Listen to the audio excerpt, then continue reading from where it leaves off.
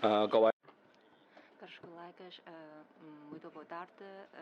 Hoje a nossa reunião plenária, a ordem do dia é perguntas e respostas sobre as leis e assuntos sociais com a presença do chefe do Executivo e que o chefe do Executivo também vai responder a esta questão em nome da Assembleia Legislativa dos Boas-Vindas ao senhor secretário, aos membros do Conselho Executivo e aos seus colaboradores. De acordo com a deliberação da mesa, então, de acordo com a ordem da inscrição dos deputados, então cada deputado só pode colocar uma questão e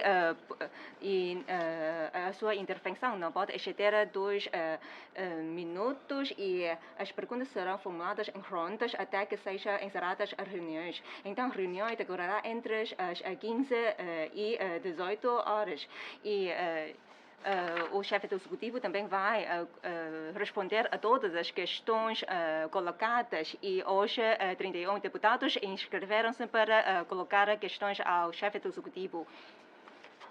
E agora vou passar a palavra ao deputado José Peng.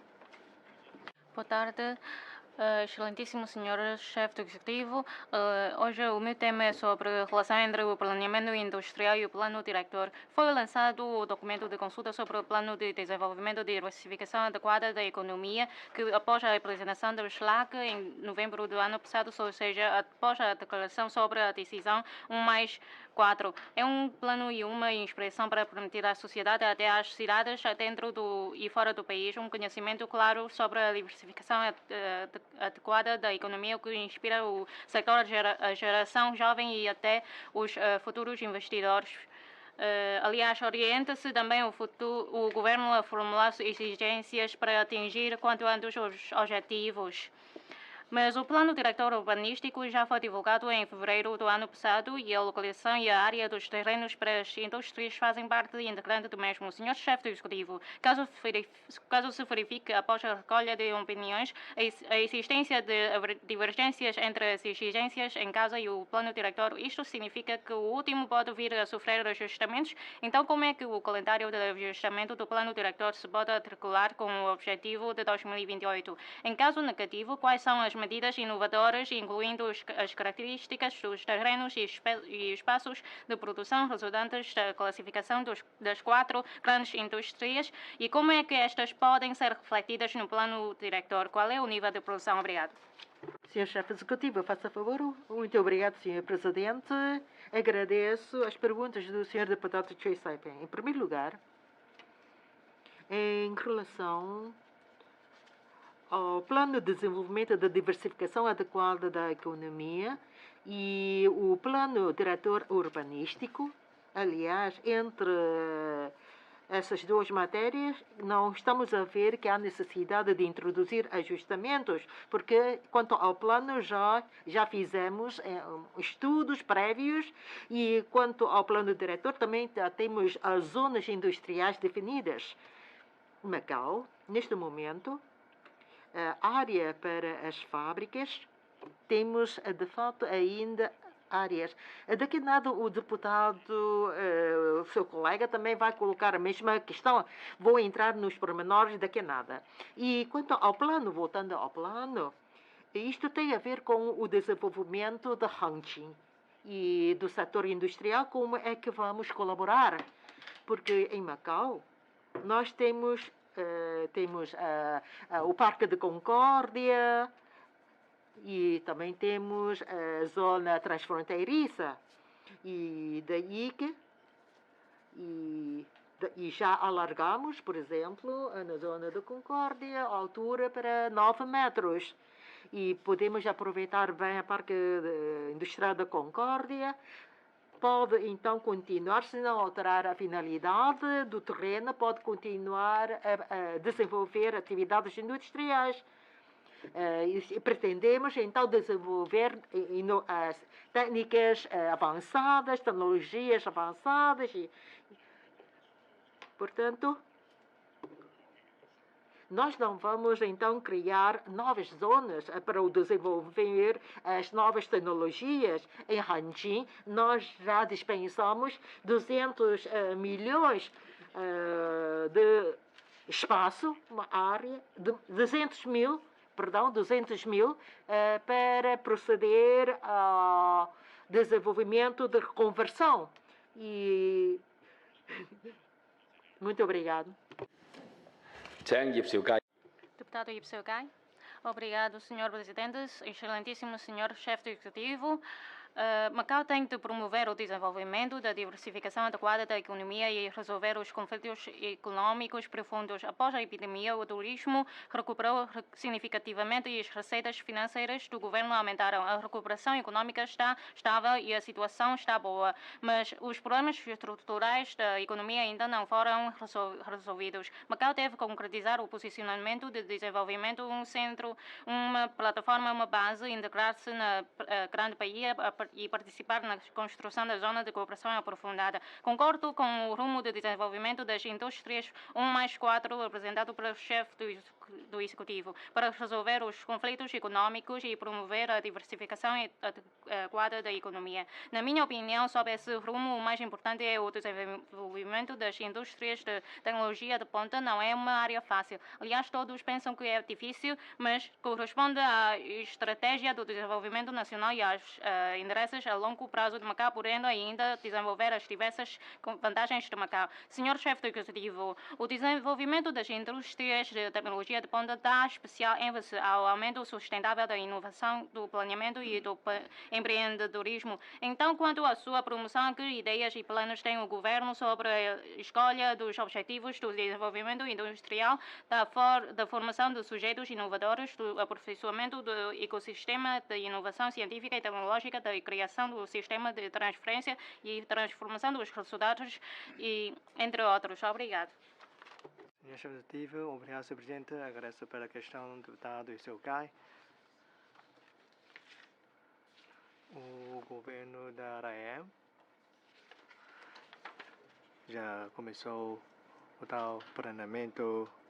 Aliás, começou a consulta pública sobre a respectiva matéria. E já na última vez, aqui na Assembleia Legislativa também já falei disso. Vamos continuar a seguir a nossa calendarização para concluir esta tarefa. Então, mais ou menos 90 dias para ouvir a opinião social dos especialistas e de outras individualidades. Acho que estas opiniões contribuem para elaborar os nossos trabalhos. Já temos 13 secções para ouvir as opiniões. E agora, esta consulta pública já absorveu as opiniões dos setores. Também fizemos uma secção de esclarecimento junto da Assembleia Legislativa e também houve uma secção de esclarecimento junto dos especialistas. E não, fizemos uma consulta pública no todo para ouvir os setores. Centralizamos, por exemplo, na indústria da macrosaúde, para ouvir os operadores do setor, também uma secção para ouvir os operadores da tecnologia de ponta, do setor financeiro, das posições, convenções, e depois é que temos este plano. Acho que sobre esta questão, eu peço para ler o tal planeamento, especialmente quanto aos talentos, os quadros qualificados, e a partir deste mês também houve um regime de pontuação para a indústria da macrosaúde. Tudo isto já consta na página eletrônica. Acho que já é claro tudo isto, desde que leiam,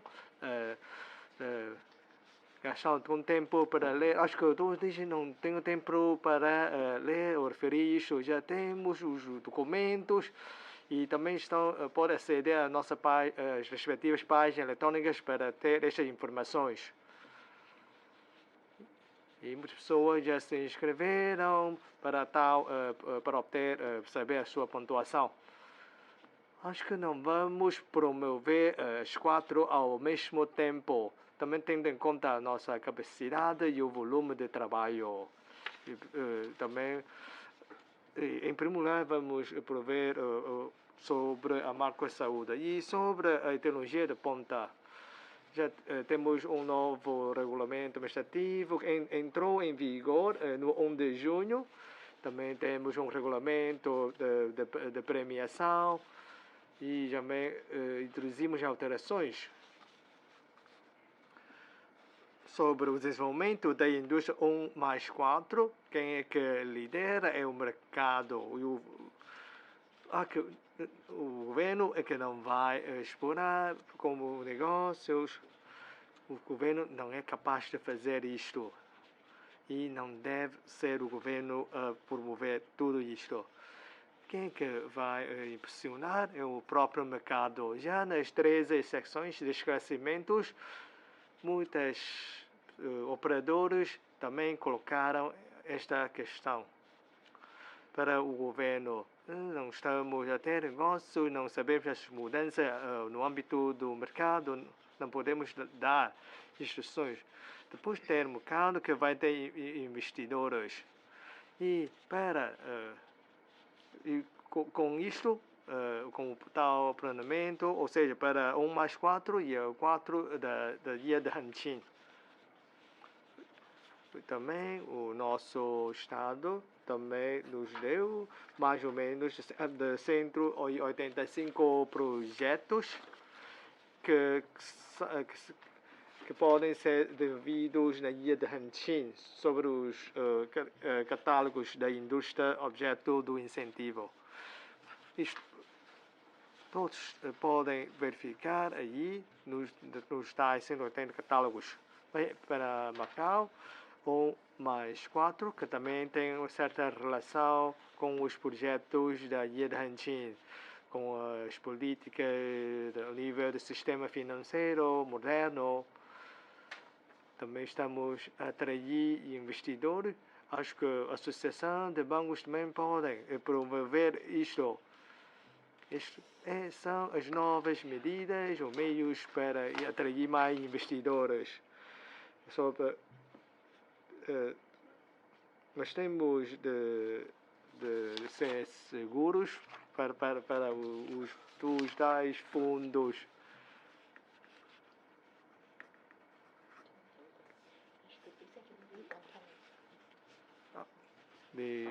Temos de ter mais cautela para avaliar isso. Daqui a Naldo está se também falar desta matéria, também vou dar uma resposta mais detalhada. Sim, podem colocar as questões que colocaram, também temos de ter uma equipa para fazer um estudo. E se é um investimento feito pelo governo, isto tem a ver com o nosso erário público. E para os investidores privados também tem que seguir um rumo correto. E neste momento, para os bancos, no ano passado também já falei que a Associação de Bancos presta atenção a isso sobre as contas que tudo isto também vai afetar o nosso sistema financeiro. Sim, mas muitas vezes depois de ter um empréstimo não conseguir obter o dinheiro de volta. Sim, é uma perda para os bancos. Sim, mas isto também tem a ver com todo o nosso sistema financeiro. 比率嚟講呢， Sobre esta questão de mal parado, a taxa é baixa para os residentes, especialmente durante os 3 anos durante a pandemia. Todos devolvem o dinheiro emprestado, mas ainda não é considerado como mal parado. E assim, acho que é seguro o nosso sistema financeiro e por isso que presta atenção sobre o mal-parado no exterior. Temos de obter o dinheiro de volta, especialmente dos bancos. Pretende obter a quantia exata de 2.000 milhões de patacas. E recentemente também temos João Valley, que incluindo isto sobre a moeda digital. Mas temos, estamos num ambiente bastante seguro que nós podemos impulsionar isto tudo. Vamos adotar uma atitude mais conservadora, porque a nossa economia é pequena, temos que ter muita cautela. E também agradeço o esforço limitado pelos bancos, porque temos que ser uma fase bastante segura. E outros novos conceitos têm de pensar mais, mas ao mesmo tempo com muita cautela. Obrigado. Deputado Magicem. Obrigado, Sr. Presidente. O Governo atribui importância aos preparativos dos Jogos Nacionais que estão a ser desenvolvidos sob a coordenação da Comissão Coordenadora e a população anseia que este evento consiga trazer 4 novos pontos de partida para Macau.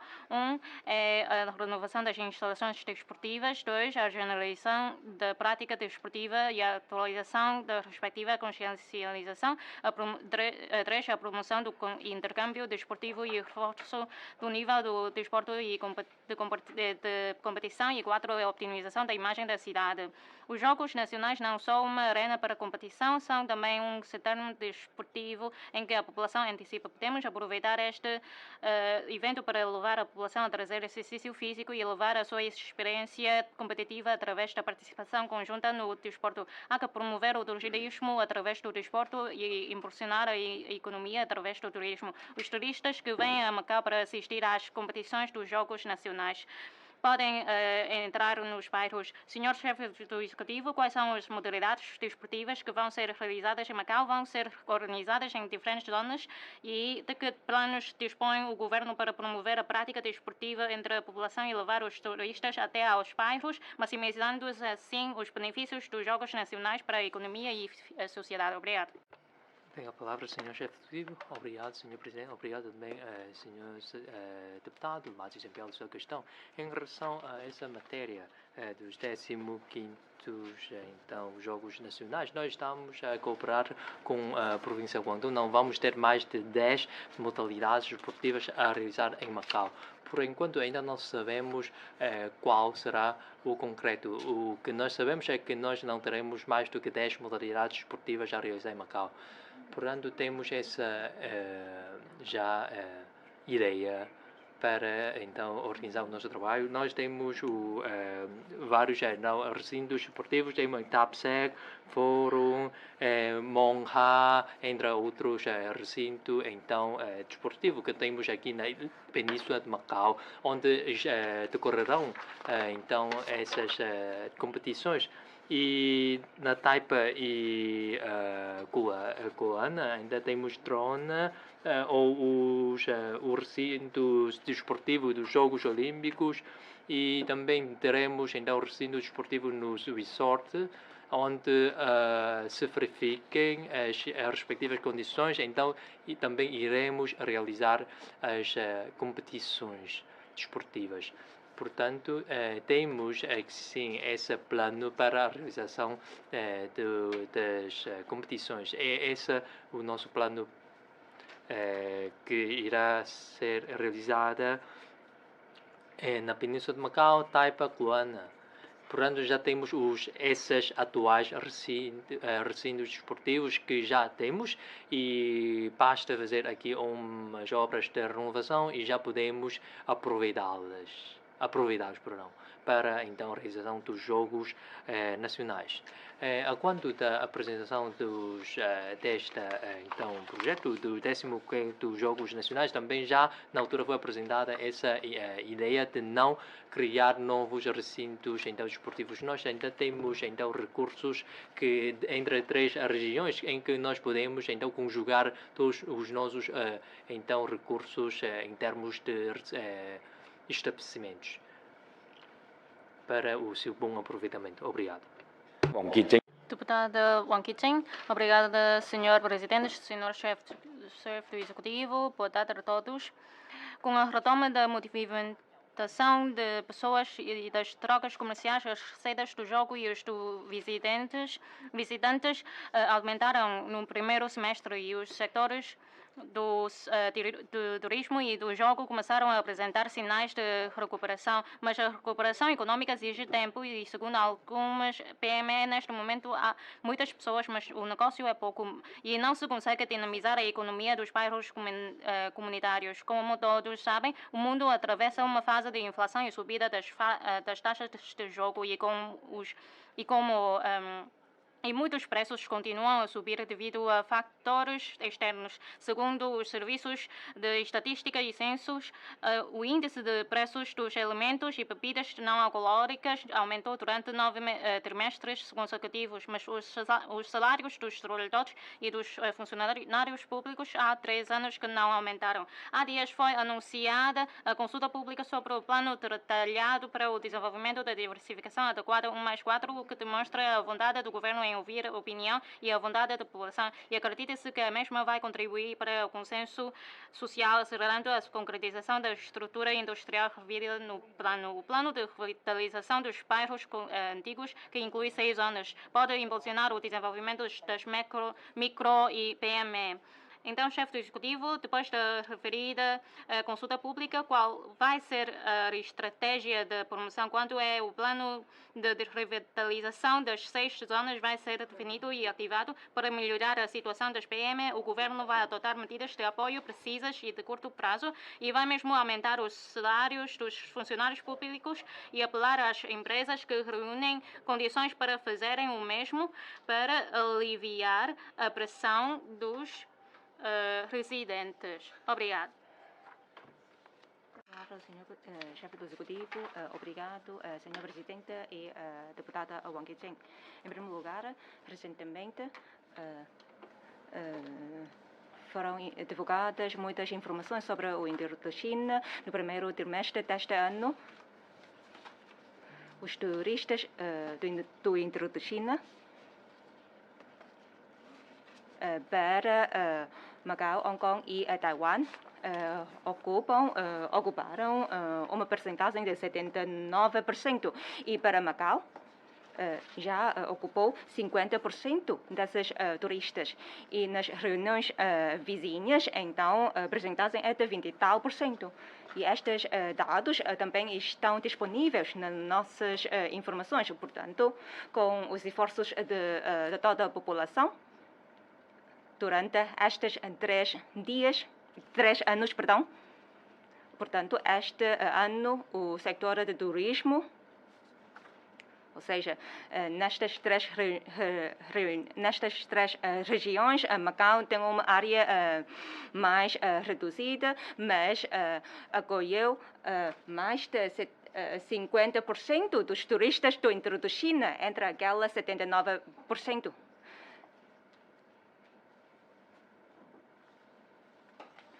Não podemos já estar satisfeitos com isto, porque isto deve-se aos esforços dos nossos colegas e também das empresas locais.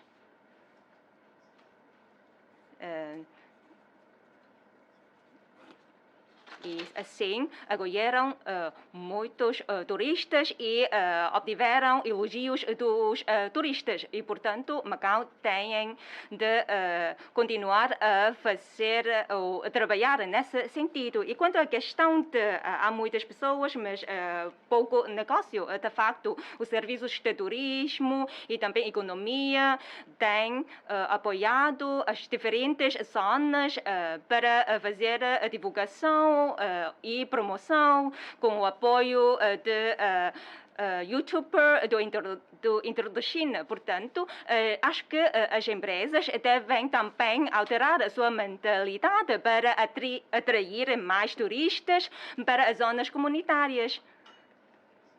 Às vezes é difícil dizer, será que uma zona remota não vai acolher muitos turistas, por exemplo, nas zonas atrás de ruínas São Paulo, e quanto àquela bateria Joy-Han, também situa-se numa zona não muito movimentada, mas muitas pessoas vão lá seguir. Isto tem a ver com a qualidade dos seus produtos, etc. Portanto, nesses locais, nessas lojas, porque é que conseguem captar tantos clientes? Isto tem a ver com a sua qualidade e devemos também refletir sobre isto. E para o governo, tal como disse o advogado, o mercado deve ser liderado por si próprio e o governo só assume um papel secundário de apoio. E, portanto, os investidores também têm de ter em conta os seus planos. Claro que o governo vai prestar apoio. Por exemplo, nós também fazemos ações de divulgação ou promoção sobre as lojas, sobre os locais com características de Macau, por exemplo, restaurantes tailandeses, vietnamitas, etc. O governo faz tudo para apoiar estas empresas, estas lojas, e também a TTM também pode fazer trabalhos, ações de promoções na Grande Praia. Portanto, nós também vamos injetar recursos para esse efeito, mas só que as lojas, as empresas também têm de esforçar-se por exemplo, criar produtos. E assim, isto requer os esforços de todos. E agradeço a sua questão colocada. E sabemos que a sociedade tem diferentes necessidades e temos também de ter em conta isso. E quanto ao plano de desenvolvimento de diversificação adequada, depois da consulta pública, vamos analisar e organizar as opiniões. Este é o próximo passo, o próximo trabalho a fazer. E, portanto, depois da consulta, temos de ter em conta as opiniões. Claro que o governo não vai injetar capitais para o setor fazer o trabalho, mas temos diferentes políticas ou ações de promoções para ajudá-las. E, portanto, para a próxima fase, então, vamos lançar o texto formal, tal como acontece com o segundo plano quinquenal. Este é o nosso próximo trabalho. Tendo em conta estes 4 grandes rumos.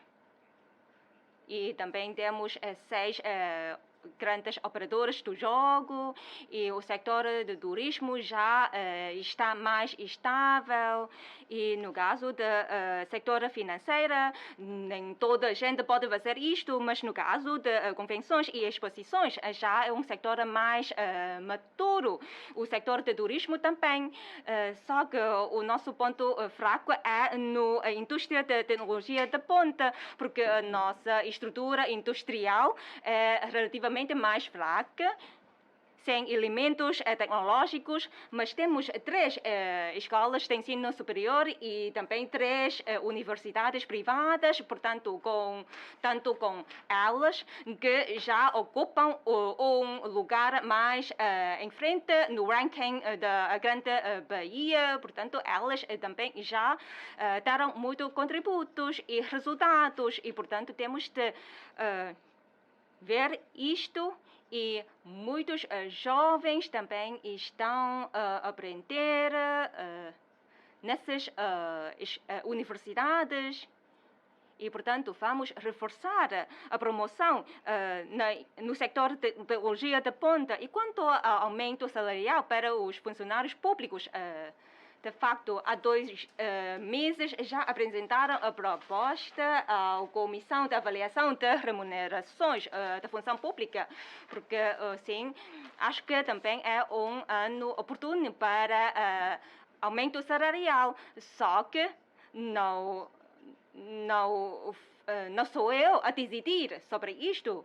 Temos um mecanismo que temos de seguir, ou seja, os funcionários e associações também fazem parte deste mecanismo e assim há 2 meses já demos inícios a estes trabalhos e quanto ao salário mínimo, de facto, no CBCS também está a discutir sobre este assunto.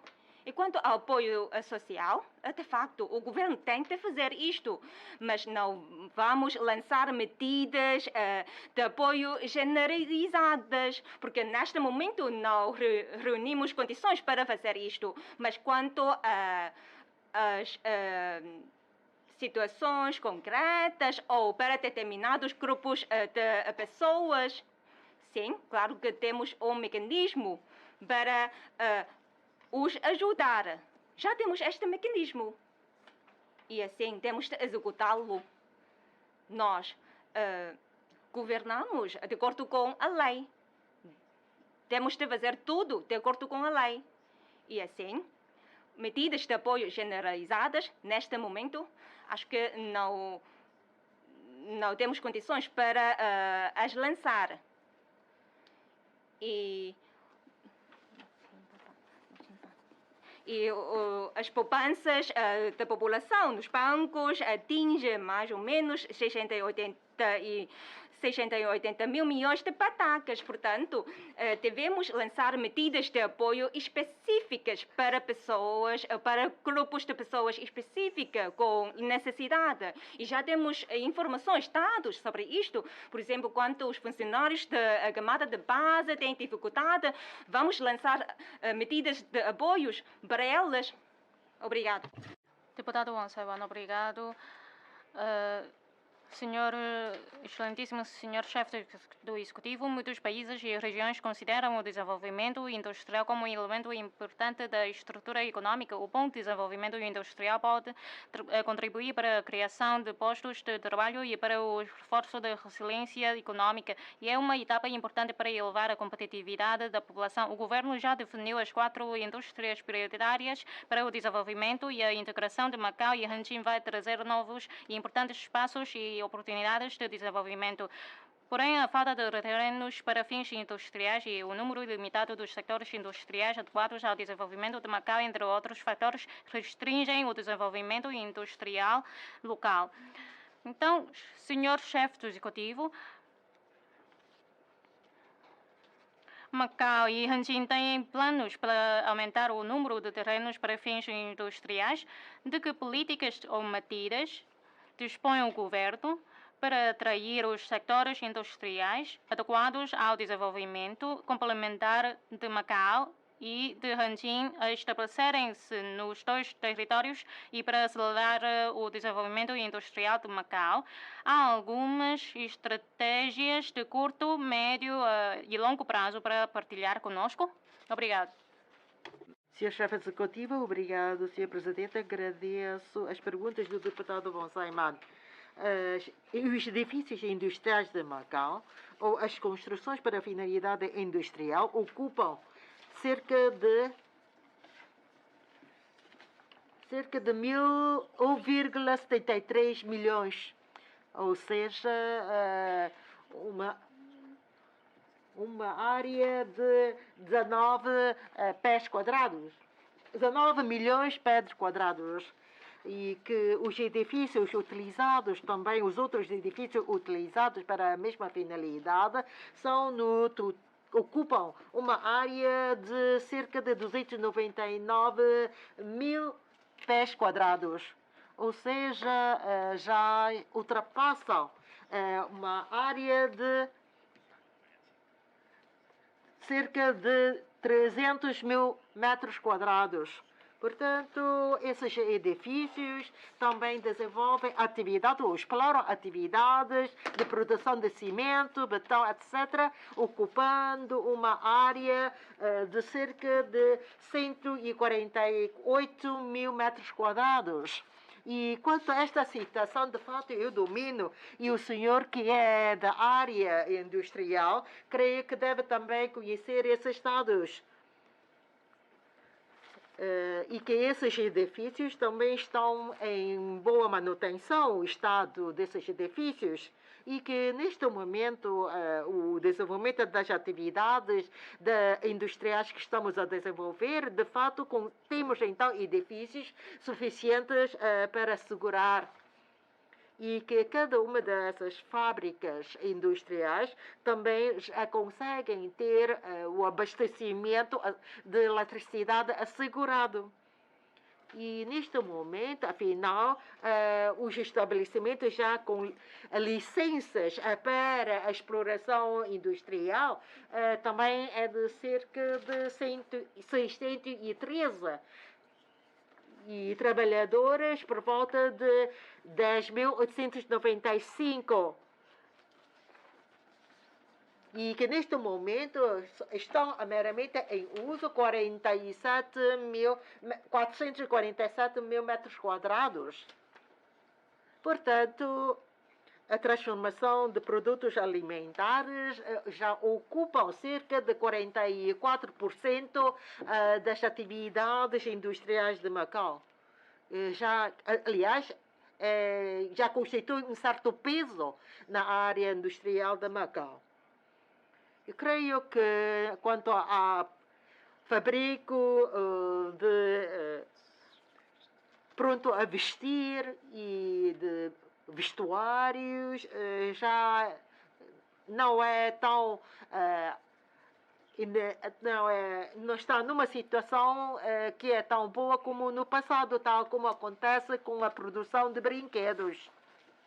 Portanto, Macau, será que temos ainda a área, o espaço para desenvolvimento, tal como há pouco referi, temos o Parque Industrial de Concórdia.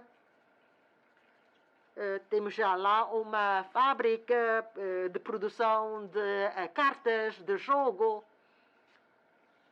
E como alargamos a altura e tendo em conta as montanhas, e em algumas áreas podemos alargar até 35 metros, mas, entretanto, ainda existem outras áreas que tendem-se ainda a manter um pouco mais de 10 metros. E em Paon também temos ainda muitas zonas para as fábricas. E também na Ilha Verde, sobre a zona de transfronteiriça, praticamente os terrenos já estão totalmente aproveitados. E também na ponta Jiuzhou temos também espaço. E, portanto, em Hanqing já então definimos 200 mil metros quadrados de área para esta finalidade.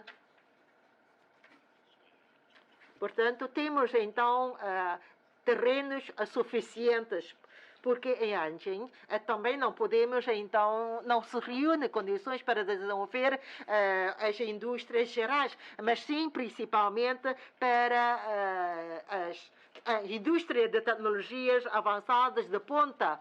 E em Hanqing não tinha inicialmente medidas complementares para o desenvolvimento industrial. Tinha meramente planos ou espaços reservados para habitação e para comércio.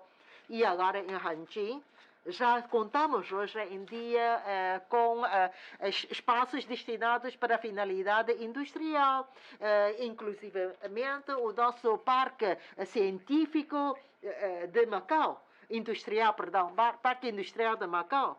E porque em Hanqing, da nossa parte, nomeadamente, vamos então contar com o comércio eletrônico, transfronteiriço e também e até também de carreira aérea de carga, também já sediaram em Hanqing, neste nosso parque industrial. E depois com a entrada em funcionamento de mais de 30 canais no posto fronteiriço, tudo vai ser ainda melhor.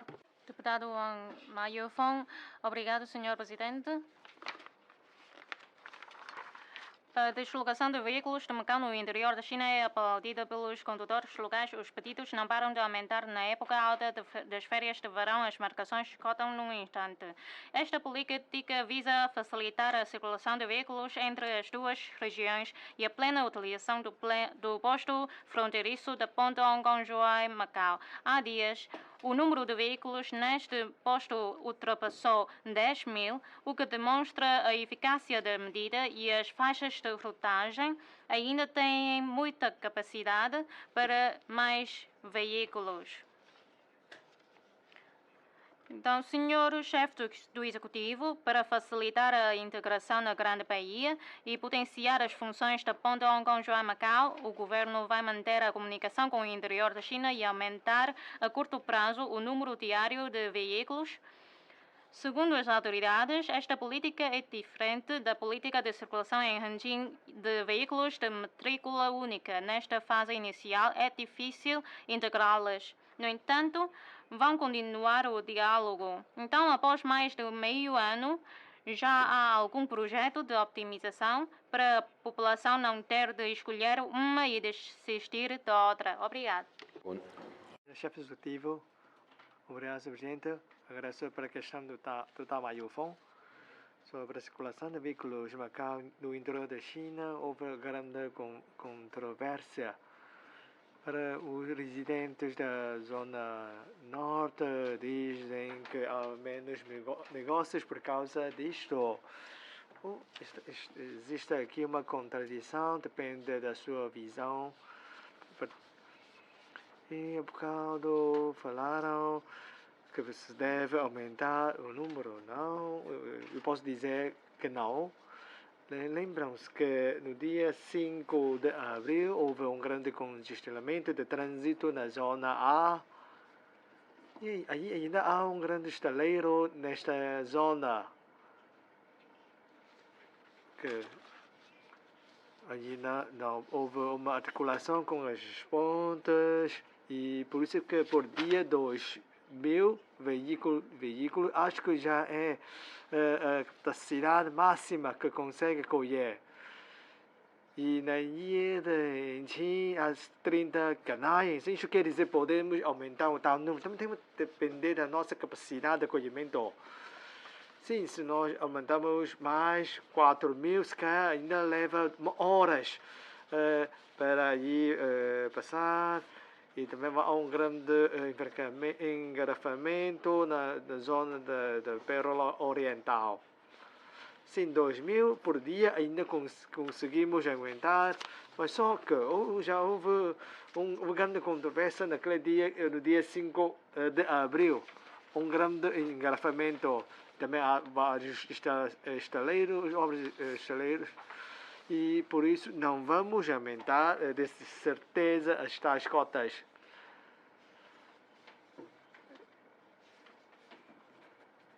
Sim, então, o que falou sobre a manutenção, isto tem a ver com o serviço da China, isto não é da parte da Macau. E há mais pessoas nas sexta-feiras, mas no fim também voltam de Macau ao mesmo tempo.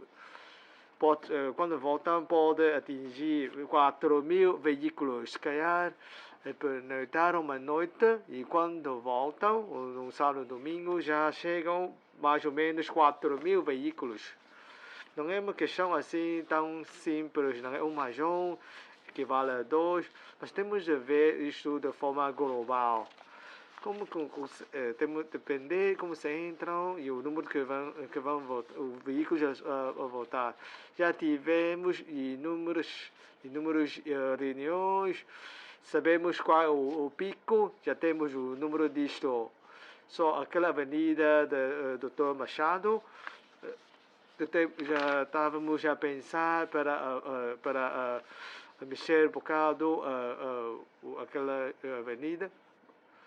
E acho que final deste mês vai ser concluída uma obra daquela zona. Sim, muitas vezes a forma mais fácil é nada se fazer. Imaginamos se perguntar, vamos dar mais cotas, é outra questão. E sobre a questão de circulação de Henshin, de veículos de matrícula única, essa é outra questão. Isto é para aqueles amigos que trabalham, que vivem da linha de Henshin. Não há qualquer limitação ou restrição disto. Se nós misturamos as duas coisas, depois de aqueles que habitarem em Henshin vão chegar a Zhuhai, então aqui vai haver uma grande confusão. Parece que não há muitos veículos naquela rua, mas só que nas horas de ponta também podemos verificar que há muitos veículos.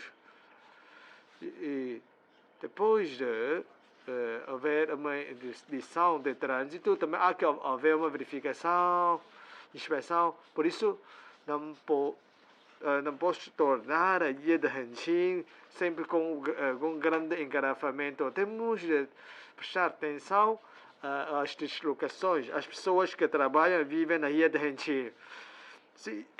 Acho que isso se seguem, se com este regime de matrícula única também vão seguir aqui, todos vão passar pela esta zona. Daí vai haver um grande engarrafamento de trânsito. Acho que não podemos ver esta questão de uma forma tão simples. Temos de ver isto de forma global. Sim, também tomamos conhecimento, temos dados, vários serviços, os secretários também fizeram contas. Também temos colegas que trabalham na Ilha Henshin sobre a circulação de veículos no Macau. No nordestino, muitas vezes fazem algumas visitas aos seus amigos, familiares, ou ter um jantar. Mas só que para aquela da matrícula única, são aqueles que trabalham, vivem na Ilha Henshin. E por isso posso dar uma resposta muito clara.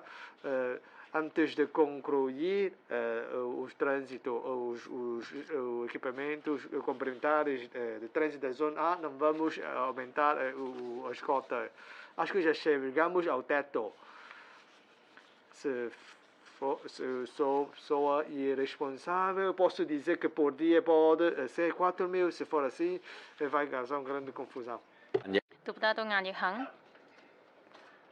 Obrigado, senhor presidente, excelentíssimo senhor chefe do executivo.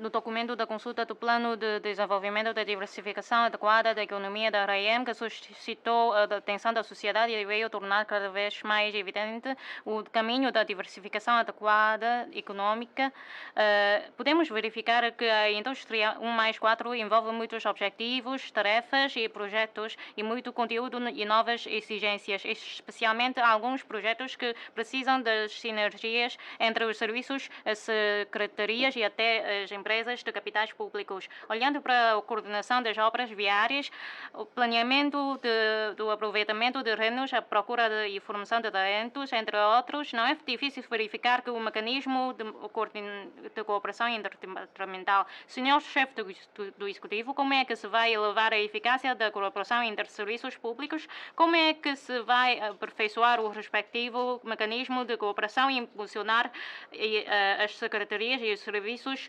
públicos a aproveitarem a plataforma do governo eletrônico? Como se vai fomentar as sinergias nas atividades, elevar a eficiência administrativa e reforçar a eficácia de trabalho? Então, como é que se vai reforçar a colaboração entre os serviços públicos e privados?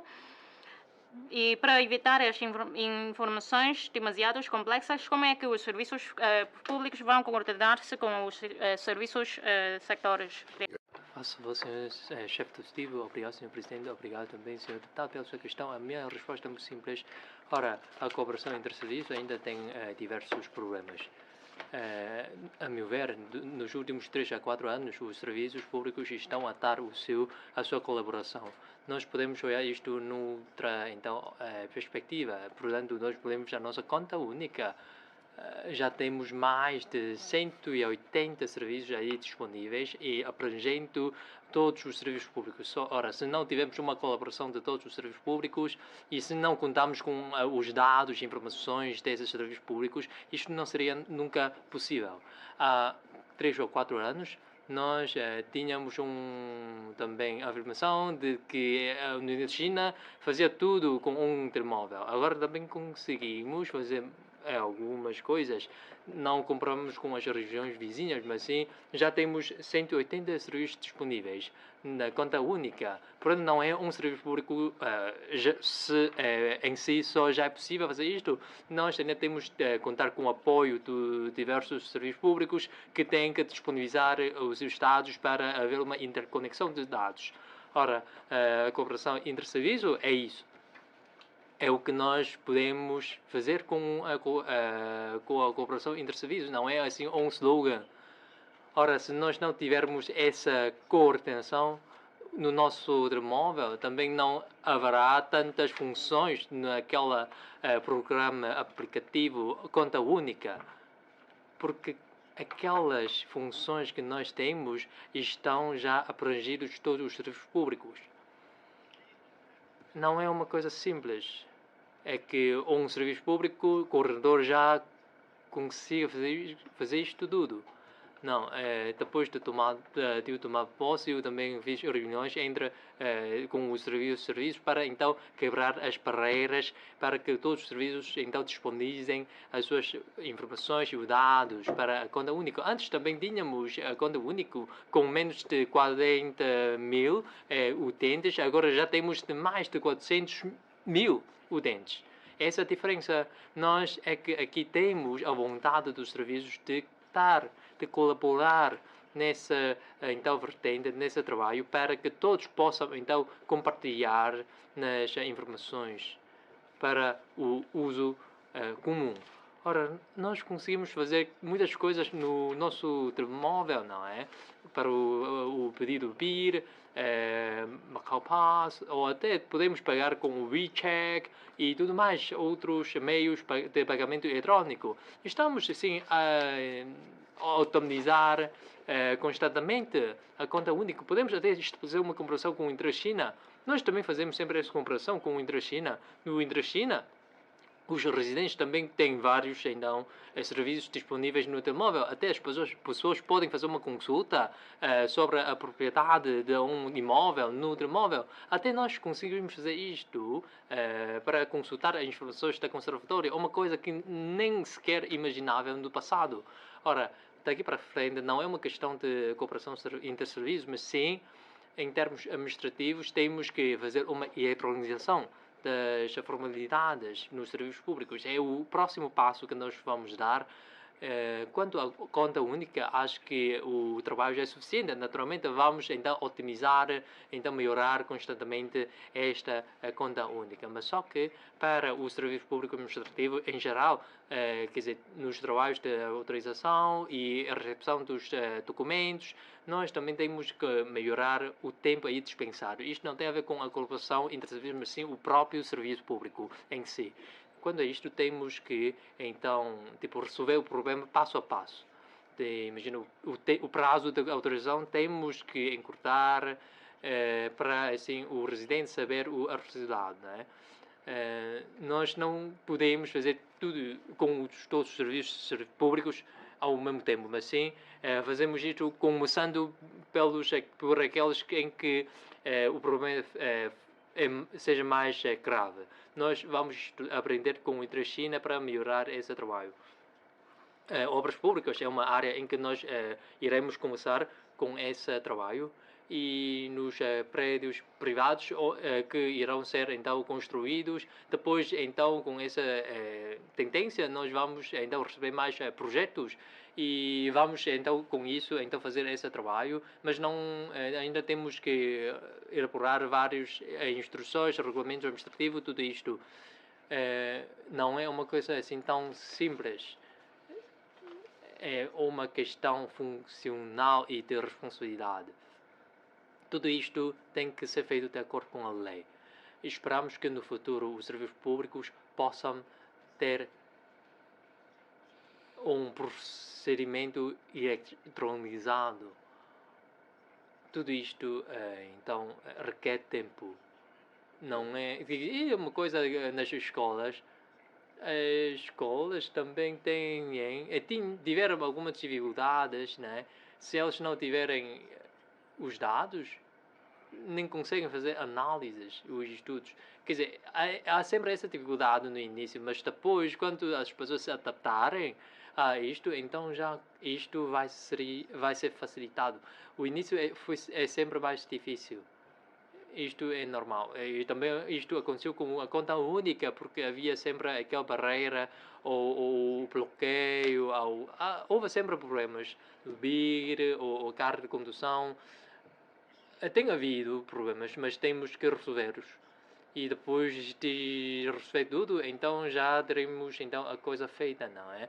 Temos as cartas de condução, o seguro, tudo isto já podemos ter no nosso então, dispositivo móvel. É o nosso objetivo também principal. Espero que no próximo passo é que haja uma eletronização dos serviços públicos. Naturalmente, algumas matérias têm a ver com a cooperação interserviço, porque a autorização de o assunto, se calhar, implica uma questão interserviços. Mas para aqueles que não seja o caso de ser então interserviço, então iremos fazer esse trabalho. Não é uma coisa que tenha a ver com toda a população, de todos os residentes, mas sim abrange só uma certa percentagem de utentes. Obrigado. Deputado Lam Lan Wai. Obrigado, Sr. Presidente. Excelentíssimo Sr. Chefe do Executivo. Nos últimos meses, tiveram início muitas obras públicas de grande dimensão que afetam a vida da população e, devido à necessidade de remover várias árvores e acabar com zonas verdes, é difícil compensar isto num curto prazo. Muitas obras ocupam vastas áreas e, como é preciso encerrar faixas de rodagem, é difícil criar locais provisórios para a entrada e saída dos veículos, para a tomada e largada de passageiros e de mercadorias, o que acarreta grande impacto para os residentes e para os lojistas. As obras do viaduto da Rotunda da Amizade e do viaduto de ligação A2 implicaram alterações ao trânsito. Isso levaram os dirigentes a pedir desculpa. O grosso da sociedade apoia o aperfeiçoamento das instalações públicas e colabora com o governo, mas os exemplos citados demonstram falta de comunicação entre o governo e a população antes do início das obras, o que facilmente suscita dúvidas e mal-entendimentos. Aliás, vários relatórios de auditoria já mencionaram várias vezes esta questão. Senhor Chefe do Executivo, os trabalhos relacionados com as obras melhoraram, mas como é que vão ser optimizadas as informações sobre estas obras e a respectiva divulgação? De que medidas dispõe o Governo para reforçar a coordenação interdepartamental? Obrigado. Palavra ao Sr. Chefe do Executivo. Obrigado, Sr. Presidente e deputado Lam Lan Wai. Obras viárias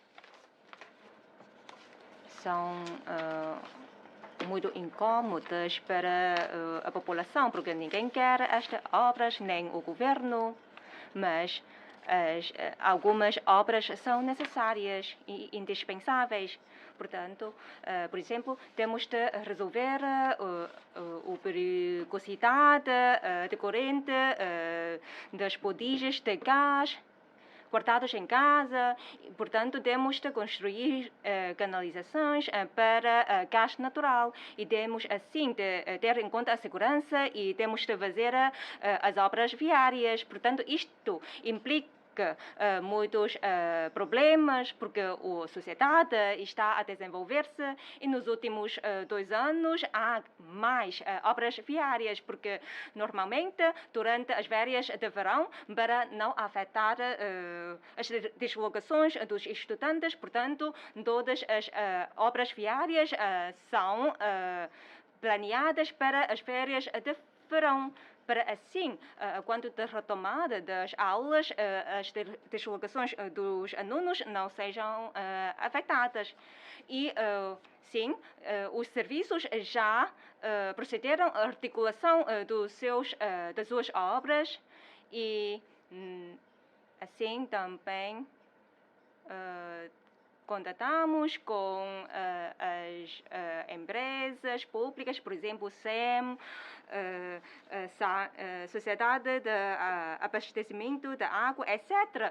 Também, assim, reunimos com estas empresas para que quem pretende uma obra viária, então esta tem de perguntar também por escrito a outras empresas e se estas também têm de avançar com as obras viárias e depois tem de dar uma informação ao governo para assim organizar todas as obras viárias para também não repetir as obras. Segundo as estatísticas, há repetição de obras, ou seja, as obras viárias, 7% são repetidas. Então, como é que podemos reduzir estes 7% para que a população não tenha a sensação de que estas obras viárias estejam sempre a repetir, a não ser que se trata de obras de reparação urgente,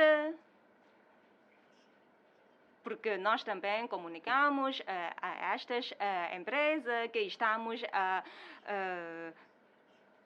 fazer obras para a instalação de canalizações.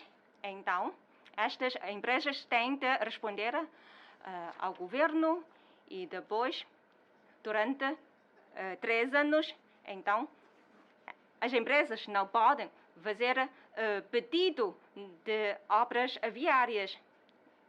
Este mecanismo já foi implementado ou executado a partir de agosto. Portanto, as empresas não podem avançar com as obras viárias a seu bel prazer. Tem de seguir este mecanismo.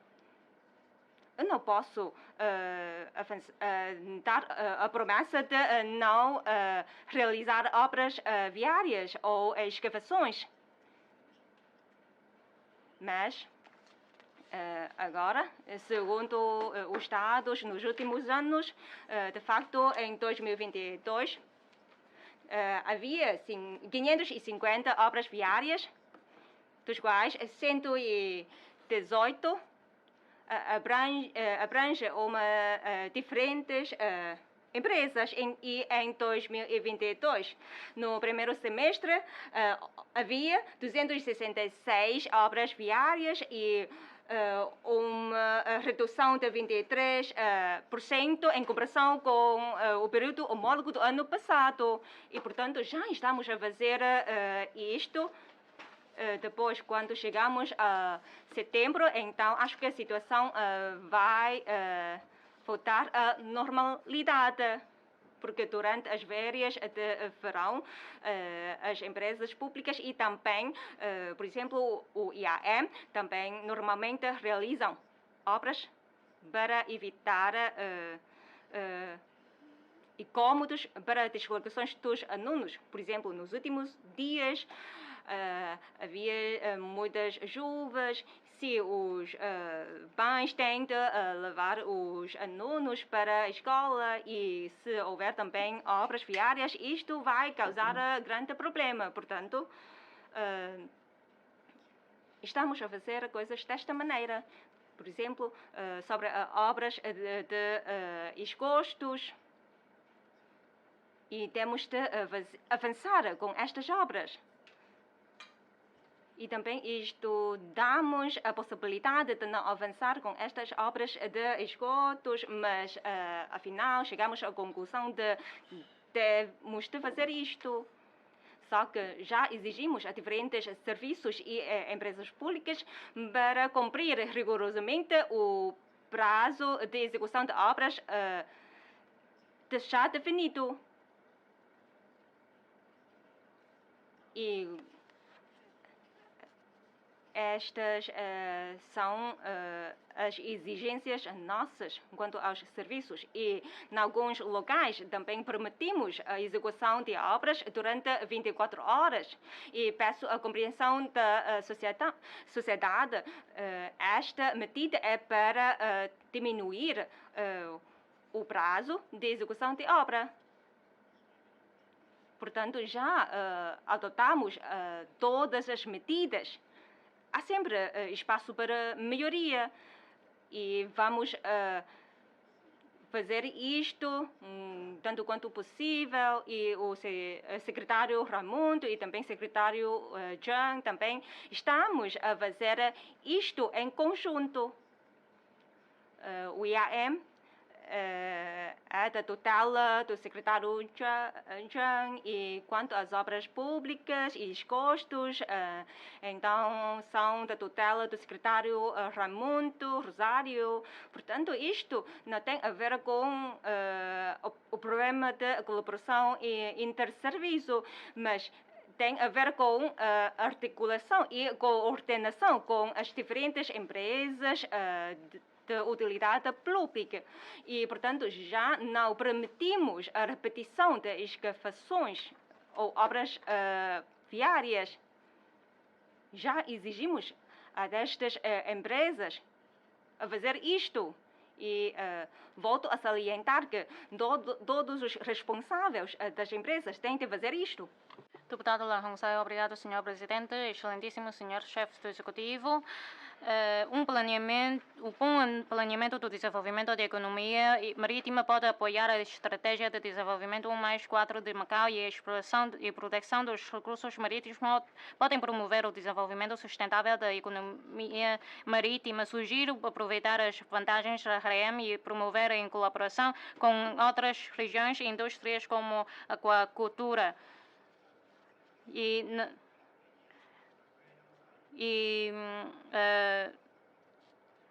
como a aquacultura, a eletricidade marinha e a biomedicina marinha. Então, na área financeira, pode negociar-se e estudar-se o investimento em projetos sobre dados marinhos. Com isto, implica altos riscos, mas com grandes retornos. Então, na área do turismo, pode considerar-se a cooperação com as cidades da Grande Bahia na realização. Então, o que é que as autoridades pensam sobre as oportunidades e desafios que Macau enfrenta no desenvolvimento da economia marítima? Vão definir para a economia marítima de Macau um rumo de desenvolvimento para os próximos 5 ou 10 anos. As autoridades afirmaram que o governo estava a realizar um estudo sobre o zoneamento marítimo funcional e o planeamento das áreas marítimas de Macau para criar condições para o desenvolvimento do turismo de cruzeiros. Qual é o ponto de situação? Além disso, vai ser ponderado o desenvolvimento das novas indústrias e estudada a possibilidade de desenvolvimento em conjunto com o setor financeiro marítimo, de acordo com o plano diretor. Os terrenos ao longo das duas margens de Xizimen vão transformar-se numa cintura de cooperação. Então, vão as autoridades pensar em criar uma rua de marisco para proporcionar um complemento às instalações turísticas? Obrigado. Sr. Chefe Executivo, faça favor. Obrigado, Sr. Presidente. Eu agradeço as perguntas do deputado Lan Hongzai. Economia marítima também é muito importante, só que da nossa parte, só depois de ter essa área marítima é que podemos pensar na nossa economia neste aspecto. Porque antes não tínhamos. O Governo Central nos concedeu 85 km² da área marítima, mas só que temos de saber que só temos a competência de administrar ou gerir esta área marítima. Isto quer dizer que nós não podemos utilizar esta área marítima a nosso bel prazer, o que é muito diferente de Hong Kong. Nós não temos esta competência, nós não podemos, então, efetuar obras de aterro, nós podemos gerir 85 km². Se ocorrer algo da nossa parte, temos, por exemplo, se houver desastre ou acidentes, nós temos, então, prestar o socorro. Este é o nosso trabalho. Mas quanto à área marítima, sem o direito do uso, qual é a eficácia? Neste momento não estou a ver.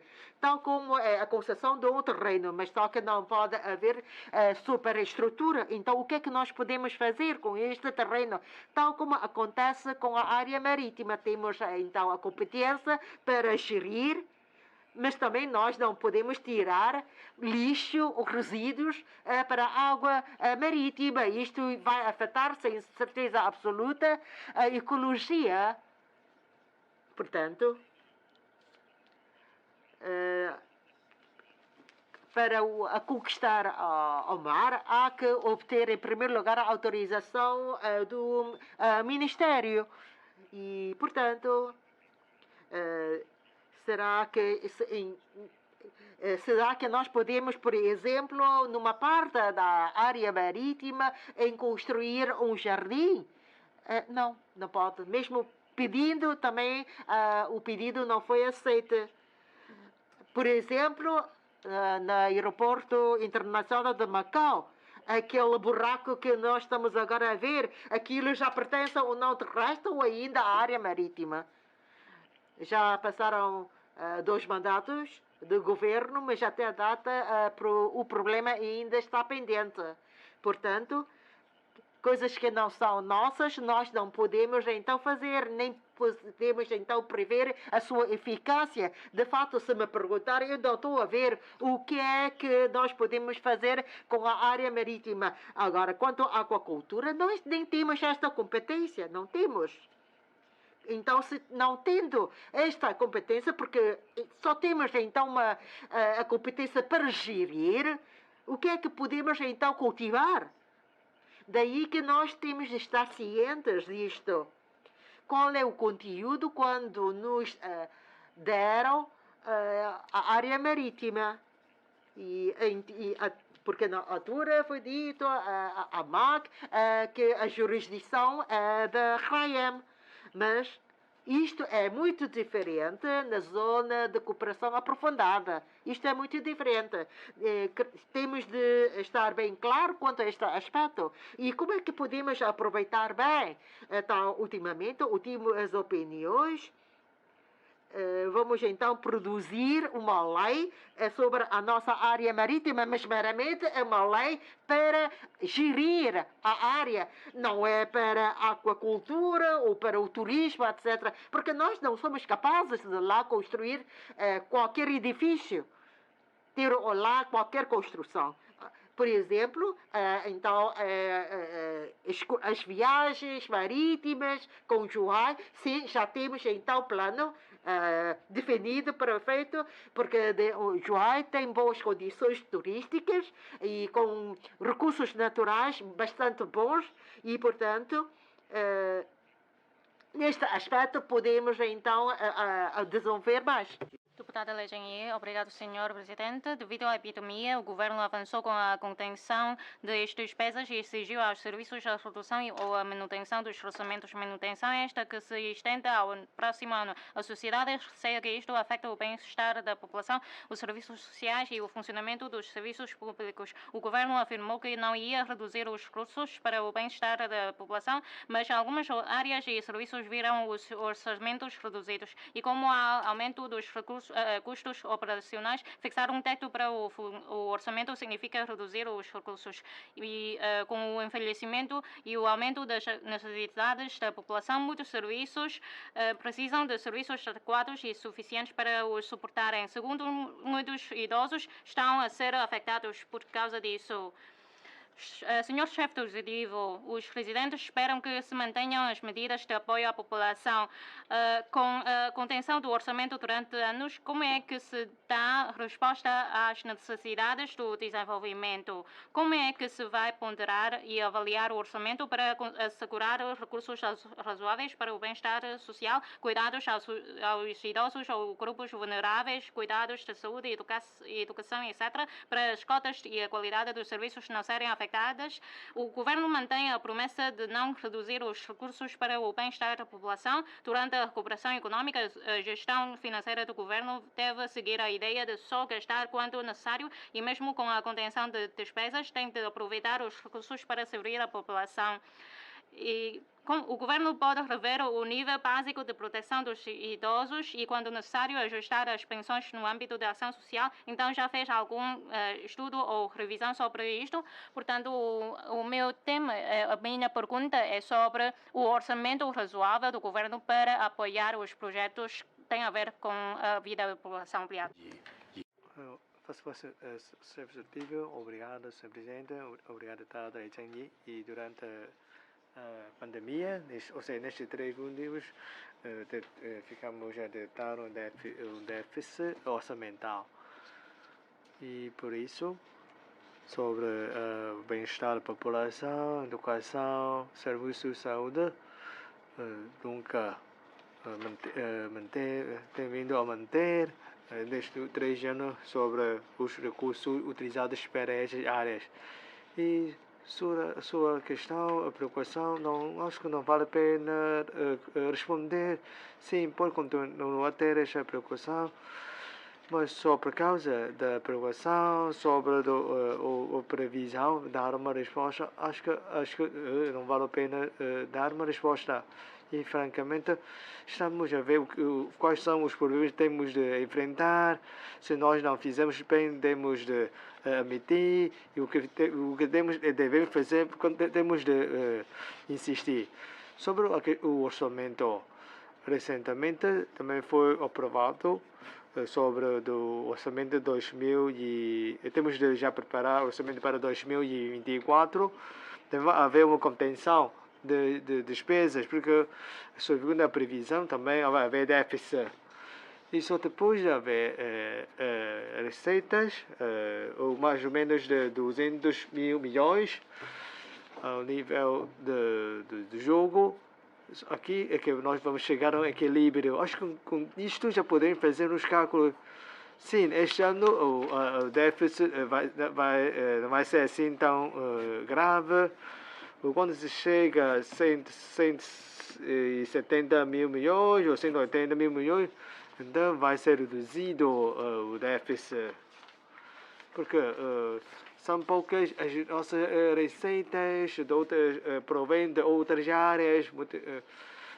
Os PME não precisam de pagar imposto, apenas provém do setor do jogo. E para chegar a um equilíbrio, aliás, muitos deputados sabem melhor estes cálculos do que eu.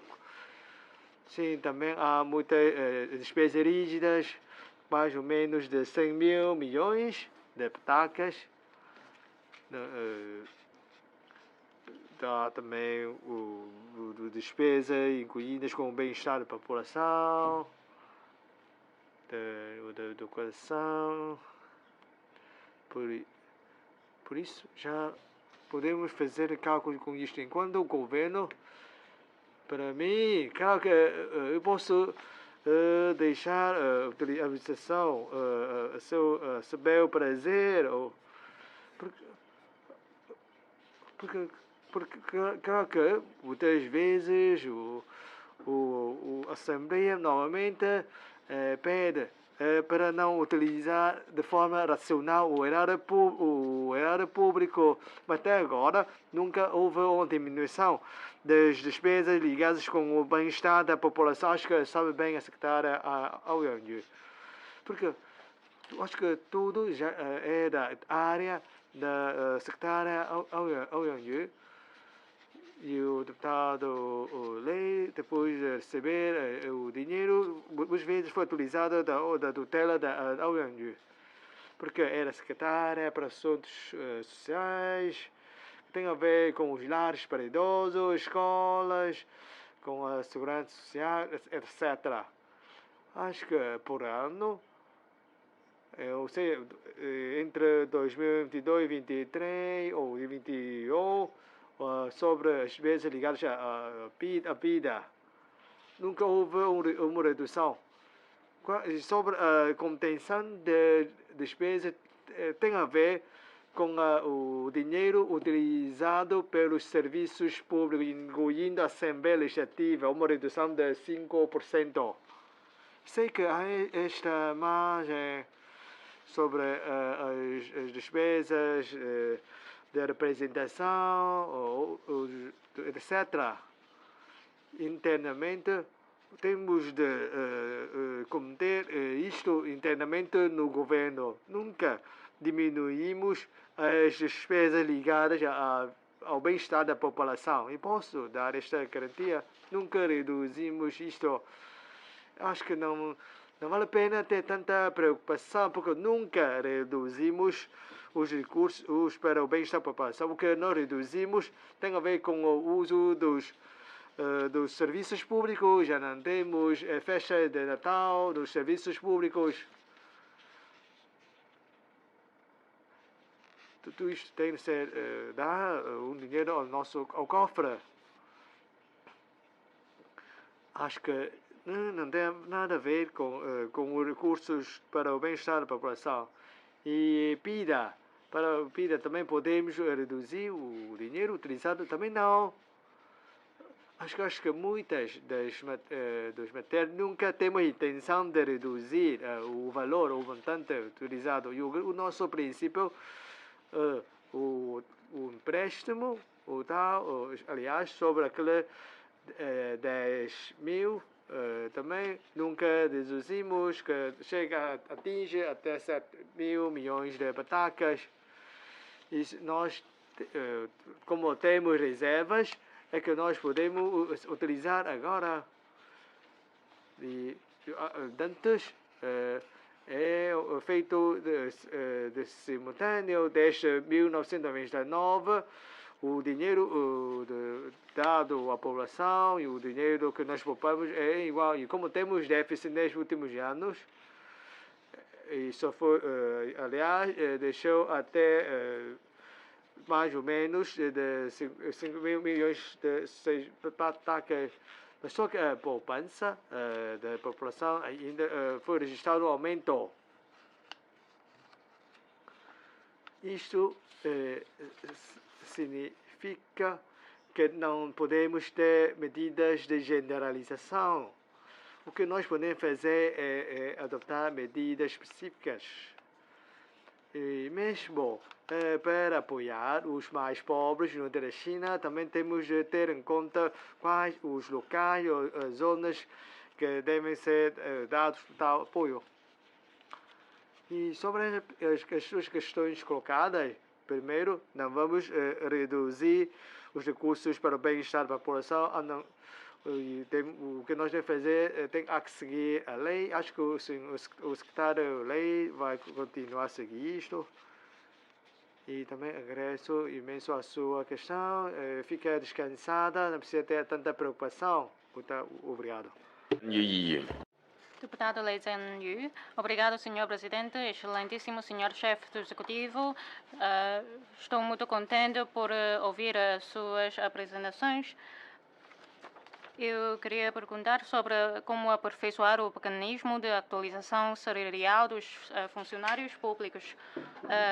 A atualização salarial na função pública segue um mecanismo segundo o qual a Comissão de Avaliação das Remunerações dos Trabalhadores da Função Pública tem um papel muito importante. É verdade que a Comissão, quando recomenda ajustamentos salariais, tem em conta o ambiente econômico, a situação financeira do governo, as tendências salariais do setor privado e a inflação e as opiniões dos funcionários públicos, mas as propostas finais nunca são divulgadas. Portanto, a transparência tem de aumentar. O governo de Hong Kong divulga as justificações e planos de atualização salarial da função pública e os detalhes de evolução dos fatores sociais, uma atitude de publicidade e transparência que o mercado deve seguir. Devido à epidemia, os funcionários públicos não são aumentados. Então, Sr. Chefe do Executivo, com a retoma gradual da economia, o governo vai aumentar os salários no próximo ano, servindo de exemplo para o setor privado. Como é que o governo vai rever e aperfeiçoar o mecanismo para salvaguardar o direito à informação da sociedade? Como é que se potencia o papel da referida Comissão para a atualização salarial ser mais científica e objetiva e ter mais competitividade? Obrigado. Se faz favor, Sr. Chefe do Executivo. Obrigado, Sr. Presidente. Obrigado também pela questão do Sr. Deputado Lei Zhen-Yu. Salário mínimo dos residentes e da função pública. Eu já afirmei hoje para os funcionários para a função pública. já há 2 anos, nós já 2 meses, perdão, já começamos os trabalhos e, portanto, o salário mínimo já está a discutir nas concertações sociais. Portanto, é um trabalho que já está a decorrer. Ora, se nós conseguimos aprender com a região vizinha, fazer o mesmo para manter aquela transparência, ora, nem os 14 membros na Comissão de Avaliação das Remunerações dos Trabalhadores da Função Pública, temos os profissionais, associações de comércio, ou também, entre outras, então, componentes. Será que não há uma transparência? Acho que a Comissão tem o seu próprio, então, estatuto, que, em relação ao qual se deve obedecer. Nós até temos vários casos em todo o mundo, nem sempre temos que copiar um do outro. Os outros é como nós, e nós temos uma lei assim, o direito continental, né?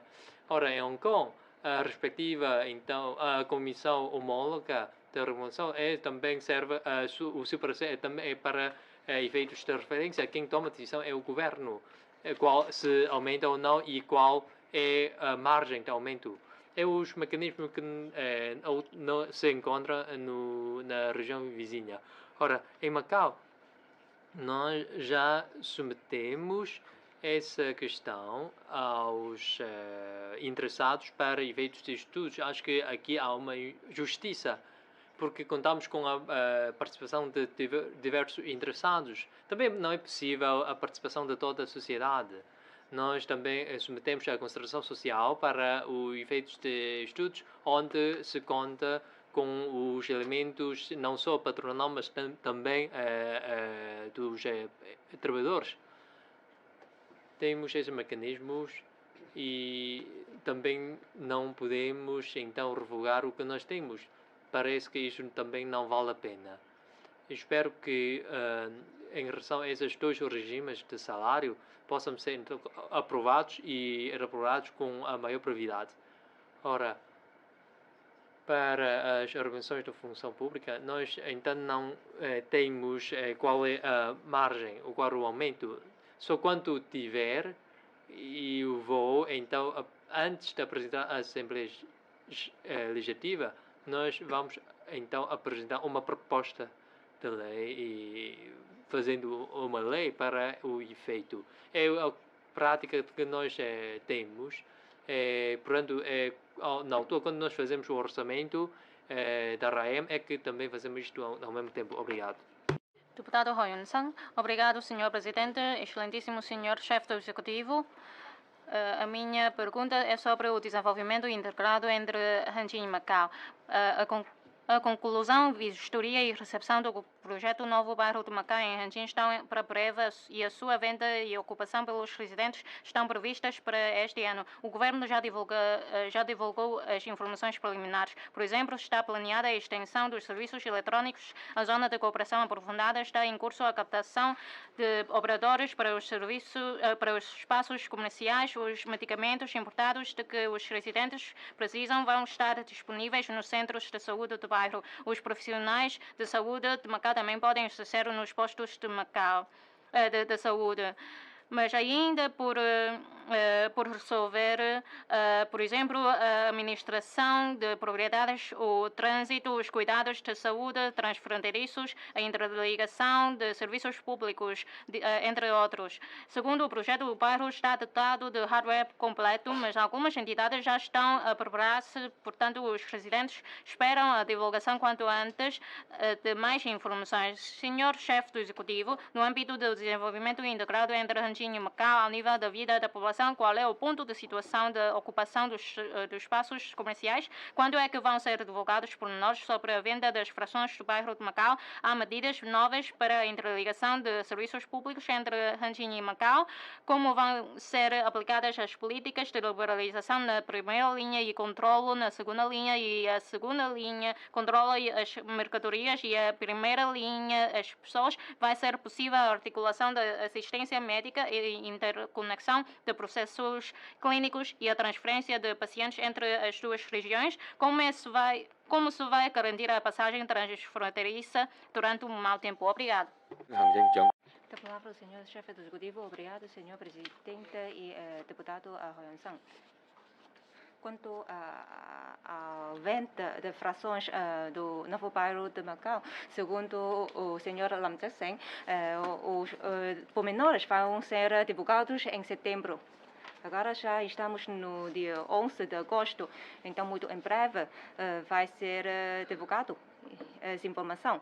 E quanto o projeto para a captação de operadores para espaços comerciais, e estamos ainda a pensar, a ponderar. E ontem também já divulgamos informações sobre os serviços televisivos, internet, e quanto ao regime de gestão, continua a adoptar o regime atual, adoptado em Macau, por exemplo, administração predial, e há também escolas já construídas. E, portanto, tudo isto está a ser realizado de forma programada.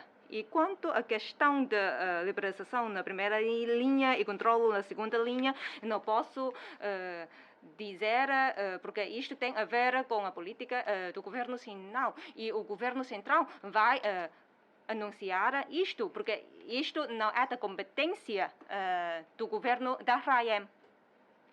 Se eu anunciar esta informação hoje, eu desrespeito o país e, portanto, muitas coisas não é tão simples.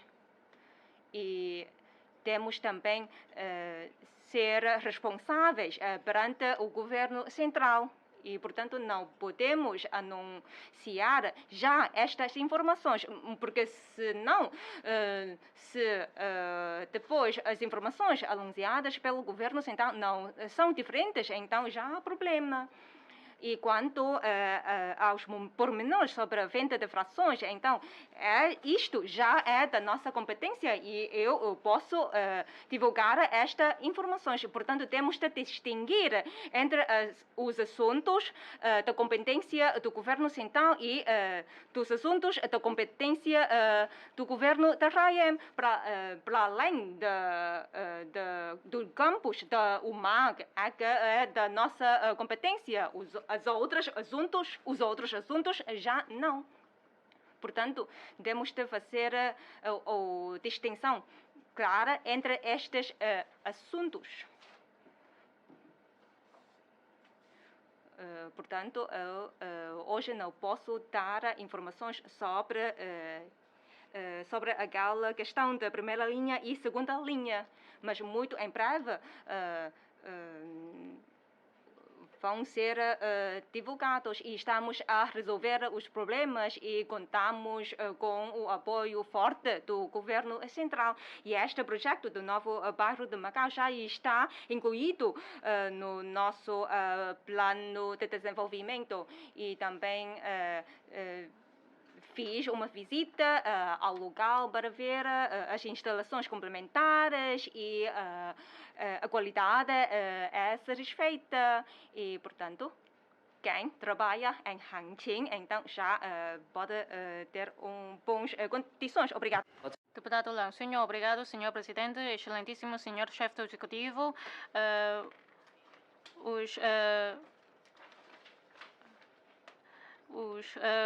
Nos últimos anos, os cidadãos têm sentido um pesado encargo de vida porque os seus salários não aumentaram, mas os preços, as taxas de juro de empréstimo da casa e a pressão laboral não param de aumentar. Na última sessão de perguntas e respostas, o chefe do executivo exigiu dados quando da resposta à minha pergunta sobre a inflação. Em julho, o índice de preços no consumidor do interior da China caiu 0,3% em relação ao ano anterior. E apesar da desvalorização do renminbi, da descida dos custos dos transportes internacionais e dos preços internacionais do petróleo, o preço global dos produtos em Macau não baixou. O governo deve acompanhar e fiscalizar a situação, estudando a eventual redução dos diversos custos envolvidos no processo e adotando medidas para reduzir os preços dos produtos. Já o fez e deve considerar a possibilidade de implementar medidas em prol da população, por exemplo, em Hong Kong e Taiwan, as as despesas com juros sobre o pagamento de empréstimo para habitação própria beneficiam de deduções à coleta. Então vai fazê-lo e espero que... E mais, os residentes estão atentos à questão de um aumento salarial e o aumento do salário mínimo. Mas os trabalhadores de diferentes setores também desejam um aumento salarial e a partilha dos frutos da cooperação econômica. Então espero que o governo possa tomar a iniciativa aumenta dos salários, promovendo as empresas. Obrigado. Sr. Chefe Executivo, faça favor. Obrigado, Sr. Presidente. Agradeço as perguntas do deputado Lancinho. Quanto à primeira, sobre a taxa de inflação, da última vez, como falamos sobre os dados, e de fato só posso falar com base nos dados, de acordo com o que foi dito pelos senhores deputados, sim, está tudo correto, mas só que há também por uma grande queda e também um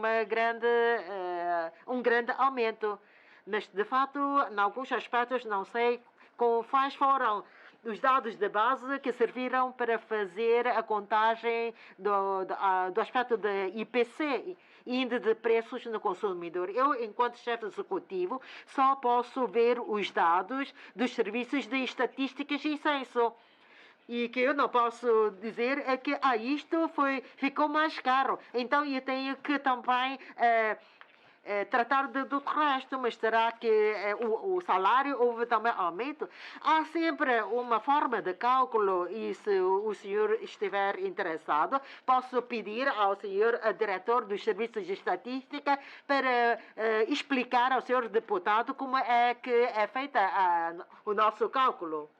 Eu, da minha parte, eu não sou capaz de dar uma resposta porque eu não estudei, eu nunca não estudou quanto à ciência de estatística. Eu posso pedir ao senhor diretor para explicar. De fato, a população em geral pode sentir que tudo passou a ser mais caro, mas será que é possível reduzir os custos? Por exemplo, pode também pedir, será que podemos pedir aos distribuidores de refeições para reduzir a sua remuneração? Eu acho que não.